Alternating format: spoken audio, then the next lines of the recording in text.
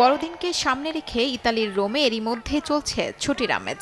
শহরের বিভিন্ন সড়ক আর চত্বর ঝলমল করছে আলোয়। পিয়াজো দেল পোপোলোতে ২০ মিটার উঁচু নর্ডম্যান ফার ক্রিসমাস ট্রি এখন দর্শনার্থীদের নজর কাড়ছে। সোনালি, রূপালি আর লাল রঙের সাজে সাজানো এই গাছটি আলোকিত হচ্ছে ১,০০,০০০ এলইডি লাইটে। কম বিদ্যুৎ খরচের প্রযুক্তি ব্যবহার করায় আলোগুলো দেখতে উজ্জ্বল হলেও বিদ্যুৎ খরচ কম হচ্ছে।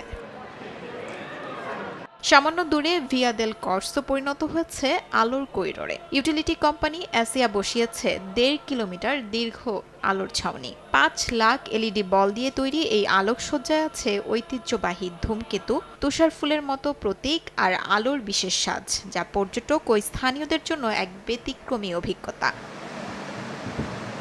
এদিকে ভিলা ভোর্গেজে শুরু হয়েছে মৌসুমী আকর্ষণ ক্রিসমাস ওয়ার্ল্ড। বিশাল আয়োজনে থিমযুক্ত এলাকাসহ নানা অভিজ্ঞতা।